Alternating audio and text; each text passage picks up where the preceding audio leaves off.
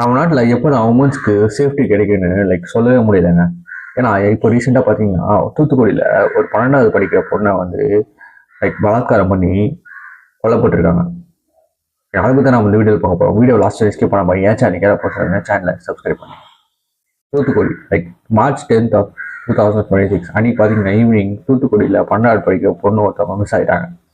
அவங்க பெற்றோர்களும் அவங்க உறவினரும் ரொம்ப நேரம் தேடி அவங்கள கண்டுபிடிக்க முடியல. மார்ச் 11th அன்னைக்கு பக்கத்துல இருக்க காட்டு பகுதியில அவங்க வந்து பிணமா கண்டெடுக்கப்பட்டிருக்காங்க. இது அட்டாப்சியில என்ன சொல்லியிருக்காங்கன்னா அவங்களோட காலர் போன் வந்து உடைக்கப்பட்டிருக்கு, அவங்க செக்ஷுவலா ஹராஸ் பண்ணப்பட்டிருக்காங்க அப்படின்னு சொல்லியிருக்காங்க. இதுக்கு போலீஸ் சைட்ல இருந்து உறவினர்கள் என்ன சொல்றாங்கன்னு பாத்தீங்கன்னா, போலீஸ் வந்து ஃபர்ஸ்ட் 14 hours வந்து இந்த கேஸ் எடுக்கவே இல்லை.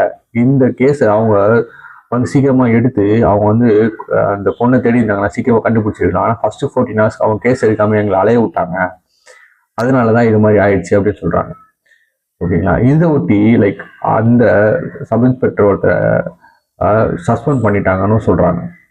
இப்போ வந்து எஸ்பி மதன் அவர் தான் வந்து இந்த கேஸை எடுத்து யார் யார் வந்து இதுல வந்து இன்வால்வ் ஆயிருக்காங்க அப்படின்னு சொல்லிட்டு ரொம்ப தீவிரமா சர்ச் பண்ணிட்டு இருக்காங்க. ஆனா இன்னும் வந்து யாரையும் வந்து அபிஷியலா அரெஸ்ட் பண்ணல. டீடைன் பண்ணியிருக்காங்க, நிறைய பேர் இன்வெஸ்டிகேஷன் பண்ணிருக்காங்க, அபிஷியலா அரெஸ்ட் பண்ணல.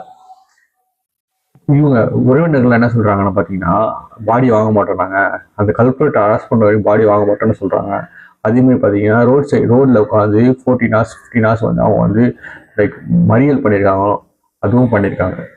இப்போ வந்து போலீஸ் சைட்ல என்ன சொல்றாங்கன்னா, நாங்க வந்து எவ்வளவுக்கு எவ்வளவு முயற்சி பண்ணி நாங்க வந்து கல்பரேட்டை கண்டுபிடிக்க முடியும், சீக்கிரமா கண்டுபிடிக்கிறோம், எங்களுக்கு நீங்க ஒத்துழைங்க அப்படின்னு சொல்லி எல்லாருக்கிட்டே சொல்லியிருக்காங்க.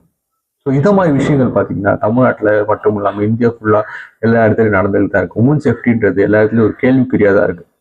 ஸோ இந்த விஷயத்தை நீங்கள் எப்படி பார்க்குறீங்க அப்படின்னு சொல்லிட்டு உங்களோட கமெண்ட்டை வந்து கமெண்ட் பாக்ஸில் சொல்லுங்கள்.